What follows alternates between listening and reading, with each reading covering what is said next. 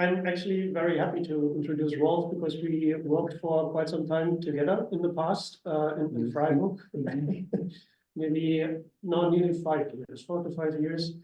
I mean, I know your background a bit, but the others don't. So I also wrote it down again just to recall.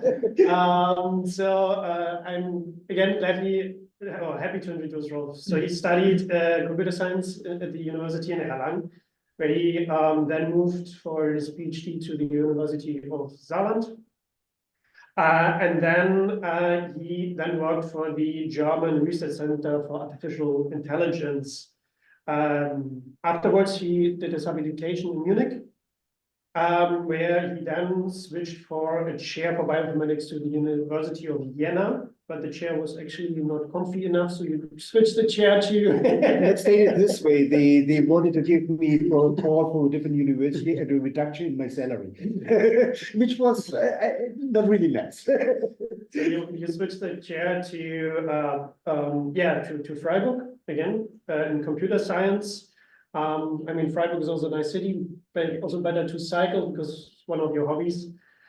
Your scientific or raw scientific interest is the structure prediction of proteins and RNAs, as well as the motif detection, also with RNAs, prediction of alternative splicing, and the investigation of regulatory sequences. So everything which is involved, also broader topics like CRISPR-Cas9, ribosome profiling, and single-cell technologies are in your repertoire. And for this presentation, also the big Galaxy project. And for that, therefore, I give you the word now so that you can present that. Thank you very much for your introduction. Now we need the slides. Oops.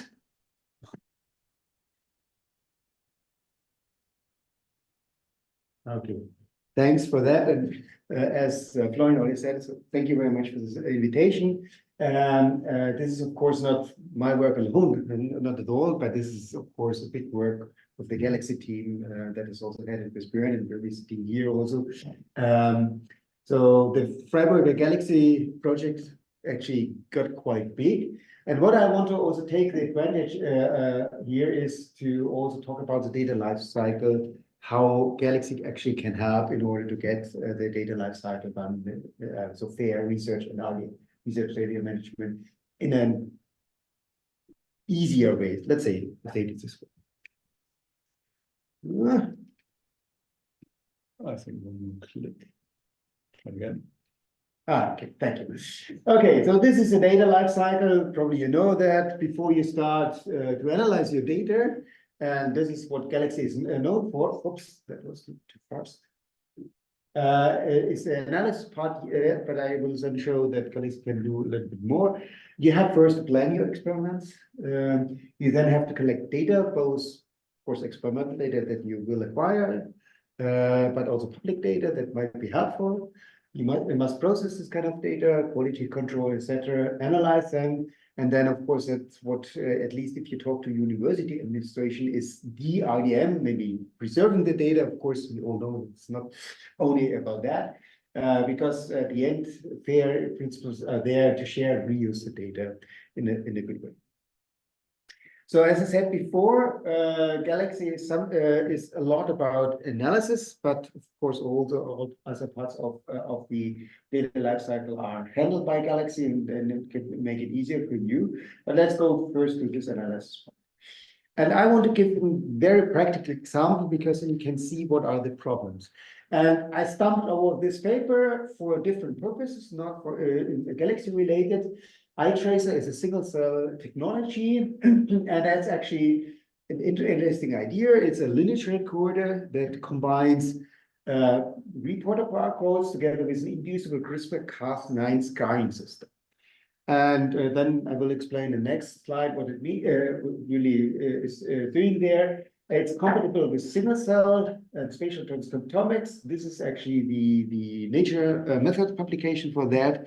And what they actually do is following the introduced nitracer vector, which has a guide RNA and a GFP into present stem cells or inducible protein stem cells. This vector, the guide RNA together with the CRISPR system, then induces a scarring in the 3' UTR of the GFP, and this can then be detected by sequencing. So once you have this vector, you have GFP, you can then select the cells that have the vector encoded. Once you do it, you start to develop two cerebral organoids, and you do then introduce the scarring at different time points, which allows you then follow up, because that's how you can say what is actually these cells developed into which other cells, which gives you then the tree that nicely shows you, okay, this cell differentiated into cells, which is a nice technology. But if you look at from the data point of view, it's getting not so. So this is actually the INA entry about iTracer, so project number, and then you have different experiments and different submissions there. And if you look at overall, these are 12 cerebral organoids, contain 66 experiments. Each of them has 3 different data sets associated. We talk about how to handle them with humans and libraries and so on. It's complicated. Some of them parents and not. So if you want to collect all of this, it's actually getting a mess. And currently you have to do it manually. And this is a problem where you say you have the data according to university administrations, RDM, everything is there, but at the end you cannot use it if you don't know how you have to connect them. It's reconstructible, yes, but it's not easily accessible. And this was already observed quite a time ago by Anton Nikotenko and James Taylor, who then at that time surveyed 50 papers that used a very simple standard approach at that time, BWA for mapping. And they found that 50 papers did not provide the primary data, nor did they list the versions and the parameters used. So you could not really use it. And some of them did not even use the exact version of the genomic reference, which means that you would have to consider a lot of different parameters and reference genomes in order to find out what was the exact results to repeat these things. And then they came up with the Galaxy idea, saying, okay, we have to do this in a reproducible and transparent way to analyze high throughput data. And this is some workflow for structural variation, where you can see it's accessible for also wet lab people, where you can see what is the input, what is the tool. You can also see the parameters. Everything is stored. You can then store the versions of the programs and the parameters together in order to make it reproducible when you want to use it afterwards. And labs can fully analyze the data themselves via workflows. Of course, you have to provide training for that. I know this is a danger, and we also see, we can talk about this kind of experience as well, that some people are overconfident using this kind of workflows and apply it to a way they think they cannot use it. But we see more the problem that there's a lot of data that is not correctly analyzed because they don't have access to a good workflow, and with them they have it and they are more easy taking it up. And I think we invest a lot in training. That is the word we see it. The Freiburg Galaxy server, the European Galaxy server in Freiburg, which was formerly the Freiburg Galaxy server, is part of the DEMPI cloud and the European Science Cloud and the Elixir communities, but I will go into details about that. Okay, so just to mention, of course, it's not only a Freiburg project, not alone. As that this was done by Anton Nikotenko, Penn State. And the whole community and the different services are called Use Galaxy dot whatever, is actually thinking of software services, community, and scientific applications. So they work on improved scalability and performance, on external data connectivity, on new admin and user tooling. Services meaning training, GPUs and high memory resources, or access to protected data. Concerning scientific applications, you have new machine learning toolkits, which I find actually important that you have easy access to this. You have validated public workflows And for the communities, you have a lot of citations where you can see what is actually working quite well. And for example, a new video library. So there's a lot of things going on as in a worldwide community. As that is, it's basically initially a GUI for intellectually running tools. It's a toolshed with thousands of tools ready to run, terabytes of data with thousands of created reference data. There's a fully featured workflow functionality, a graphical interface, which is capable of handling more than 1,000 samples. About Jupyter RStudio, I will talk later a little bit. And there's extensive training tutorials how also to do it. And you have freedom to do work at either on public high-performance computational infrastructure or in institutional clusters. This is also easy to actually install, or in the cloud, or your own laptop, or even Raspberry Pi, if you really want to do that. Okay. And you have all the gimmicks you want to have, so like activity bars, tool share, tools and workflows, performance and users metrics, even your data technologies like spatialomics data. This comes very early into Galaxy because there's just a worldwide community that helps to extend these kind of things. You have training and themes and everything. So here is now statistics of the Freiburg Galaxy server, and this is already an outdated Galaxy statistics. Though this is, I think, from April. Was it from April, something like that? Now we have at least more than 70,000. What are the current numbers? Oh, sorry, 85,000. So it's always outdated. So we have now 85,000 registered users. We have more than 3,000 tools that use Galaxy. You has run 45 million, at least 45 million jobs and 207,000 workflows. There are more than 170 reference genomes that are linked, 94 million data sets, and 1.1 million histories. So it's a huge data resource that you can have here. We have more than 3,600 active users per month in 109 countries. And of course, we are well connected with Elixir. We have 1,300 plus Elixir AI users and a lot of citations. What I want to go into a little bit more detail is this part, the training part. So we have more than 300 tutorials in what is called the Galaxy Training Network, GTN, which also provides training infrastructure as a service. So what you can do is you actually have only the people that do the hands-on, but the training material and the infrastructure will be provided by the European Galaxy server. And this is actually working quite well, as you can see from this catalog here. So in GTN, you can look at many different scientific topics. It's free to use for everyone. It's also suitable for self-study, and we have seen people that are doing this.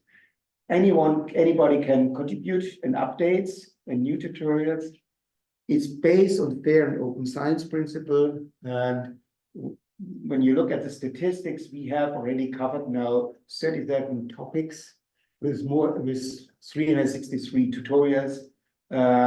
There are more than 300 contributors, and as you can see, the number of contributors is kind of growing linearly, and said 37 topics that range from a very diverse areas like image analysis using deep learning, assembly, climate, computational chemistry, COVID, ecology, epigenetics, and so on. So there is really a large training platform, and this helped us, for example, in the COVID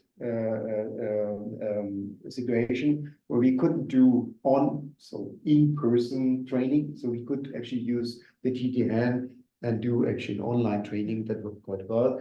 And I think this is one of the things that should be investigated more, because having this kind of well-established tutorials helps in order to do this training. And it's also easy that you can make a training where you use actually the tutorial that has been provided, and then you make your own in-house training using this kind of materials.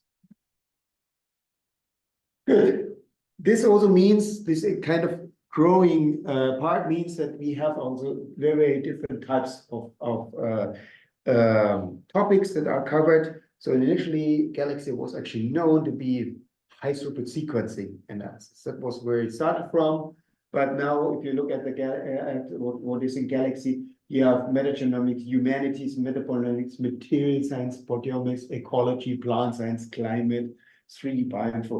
So a lot of different areas and communities, which also provide trainings and have also agreement on data and interoperability. And this can be then seen in the communities that are sharing Korean frameworks for the different communities. And here is just an ever-growing list of different communities about RNA, ClipSeq, metagenomics, High-C Explorer, where they actually share a coherent framework and agree on what are good workflows, hopefully. Okay. So what I also want to know, and this we discussed this in this room before, is how actually can we distribute the burden that is given by the computational load, having now 85,000 which is users and a lot of things to be done, and this is the Pulsar network. And the use Galaxy community is expanding. So there was the original one that was usegalaxy.org, Penn State. And the second one was, I think it was the second one, usegalaxy.eu, right? We were the second one, and we are still the second largest one, I guess. And then we have Australia, France, Belgium, Estonia, Spain, and Italy. So it is actually expanding. But then, of course, the question is, how do we do with this kind of computational load? And we had we were lucky to get actually quite some substantial amount of funding in order to build the infrastructure for the US Galaxy. So it was roughly 2 million per year for several years. But still, we need actually help with the computational burden, and that's why actually we have this Pulsar network where different computing centers across Europe are sharing their remote computation power to support the Galaxy.eu load. Of course, it's the BNB cloud, that's a big part, but it's Italy, Belgium, Portugal, Spain, Norway, and one of the big ones is also UK Diamond Light Source that actually providing power in order to deal with this large load of analysis tasks that we are dealing with. And this is something that is probably always boring, but it's also important. So why the DENBI, we were actually kind of, that forced is not the right word, but we got the offer to do this certification, meaning we got the money and then we had to do it. It was an interesting experience. So we now ISO 2700001 certified. And I think it's a good experience to do this at least once, because then you find what are the pitfalls and what to look for. Now, when we talk about Galaxy, and this I even see in my own lab, actually, there are always the people that say, but I'm a bioinformatician. I don't want to use this tool, right? So they say that's true. The wet lab users, they like the GUI-based interface, but bioinformaticians usually don't. And first of all, there's now unified APIs for bioinformaticians that they control everything via command line usage. I think that is one way to do. The other thing that I think is actually the right way is to use the interactive tools in Galaxy for combining the two worlds. And what are the worlds? So the one world is a Galaxy where you have hard-coded pre-built tools with a rigid interface. And the other world is where you have completely freedom, dynamic outputs, no rules, like in Jupyter and RStudio. And my argument is always that when you start to develop a new tool, like the calling tools that we do, you want to do it on that side, right? But then You say, okay, I'm now using it for a very special purpose, like I'm using it for doing peak calling for the Paris type of tools. And then you find out that you have a problem of multiple mapping, and then you have to go to the mapping. So you actually have to combine it with a standard workflow in order to make it work easily accessible. And then the argument would be that for the standard workflows, it's better to use this kind of things and then combine it with only the new parts that you want to do in for example, RStudio Jupyter. Because when you, first of all, you have recording of everything, so like parameters, what type of versions you have used, and if you have a new version of the workflow, you can just replace it. You don't have to do it. And this is then later, most of the time that you're spending in updating all these kind of things of the uninteresting part. That is one thing. The other thing is, my experience is when it is in Galaxy, then it's highly cited. When it's done in your own workflow, even if you put it in Bioconda, it's not so highly cited. So, because it's so easily accessible for the other people. And you can do that. So here's an example. It's Galaxy Interactive Tools, and you have here a table, and then you run your R job in RStudio, you have the output, and this is also saved in the history. You can use then the output that is produced, and then you can only make the part that you want to do, and you want to deal with in RStudio. But the rest, like mapping and so on, or the standard workflows before and after, you can use Galaxy. And I think that is something that should be exploited a little bit more. And here are, as you can see, there are already a lot of trainings in different areas. So for RStudios, we have training materials about RStudio Galaxy, RBasic, Advanced RE Galaxy, RE counts to within R. For climate change, there are these Galaxy Interactive Tools training materials, even for something like ecosystem simulator, which I don't have anything to say about because that's not my topic, or something like microbial analysis and species distribution modeling. And the nice thing is, of course, if you have something like this in different areas, you could even say you can combine information from different areas. And I think that is something that's also nice and interesting. Okay, this was about Galaxy analysis. So there are a lot of domain-specific tools. I said 3,000 plus of different areas like genomics, cancer research, computational chemistry, imaging, metabolomics, microbiome, machine learning, plant biology, proteomics, just to name a few. But it's also, of course, important for the processing. And of course, you have enough there in the Galaxy as well. Like quality control, data cleaning, annotations. You can import workflows from Workflow Hub or Doc Store. You have metadata handling. Then, of course, you have import and export, so access to public databases, customized data access, LIMS integration. That is something which worked well with our local sequencing facility. They have a procure system where they collected the metadata, and this was directly taken into the LIMS system that is integrated to Galaxy. Of course, for preserving, you have export to artifacts of two different formats like biocomputer object and raw grade. We talk about that. Two different remote sources like FTP and Dropbox.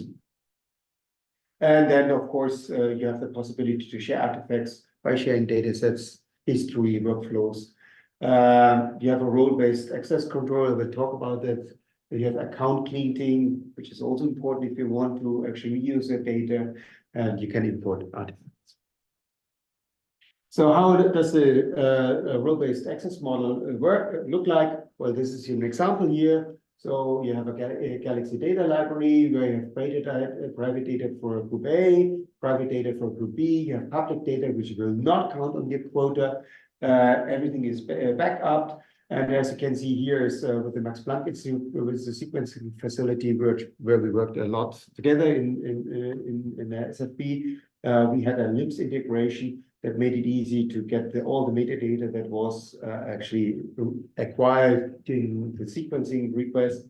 directly into the galaxy to have it available. And of course, you can, if you don't have this linear integration, then you can have just the sequencing facility and a direct import via FTP, Dropbox, or Nextcloud.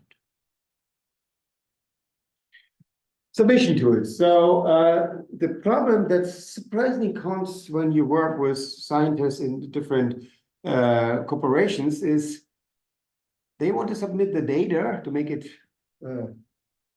accessible again, but they struggle to do actually the submission to, for example, repository like ENA, because it's not that simple, at least for non-bioinformaticians. And here, the Galaxy Group developed a submission tool, which is actually where you take, and this was done in the SARS-CoV security submission initiative, which takes the raw sequencing files, the metadata template, you remove make quality control, so remove human reads, you have your metadata with interactive metadata input, you have your credential, and then you have an upload tool which does actually upload the FASTQ files and the metadata to ENA, and then you get the accession back. So even that is simplified using this Galaxy, and you can use it not only for SARS-CoV, but of course for general purposes. Now let's talk about how to store artifacts. And probably many of you know, but of course, what you want to have is actually a fair digital object, which was introduced by Peter Wittenberg and Dals some time ago. And there was the project, Elixir project, Converge, which Björn also was part of, which actually initiated or tried to standardize life science data management across Europe. And they initiated one implementation of fair digital object that's called RoGrade, which tries to cover the connection between the different types of data that you have. And if you look at that, there are actually many, many objects that are a research outcome, and all of them are first-class citizens. So when you talk to actually university administration, it's always like they only think of the data as something where you have to do research data management. However, you have not only data, you have papers, you have presentations, you have system biology models, you have softwares, you have workflows, you have protocols, and for all of them, you have different repositories. So data comes to Zenodo and others, papers come to PubMed, presentation to SlideShare, software to GitHub, workflows to Workflow Hub, and protocols to protocols.io, right? And that's also fair because they have their own metadata, their own repository, so that's quite okay. However, they are not independent. And of course, if you look at the data is connected to software, so software is connected to the workflows, might be connected to system biology models. You have then the papers, the publication that references the data, but also has a presentation to explain. It's also related to the protocols that are published. So you have to actually combine all of them.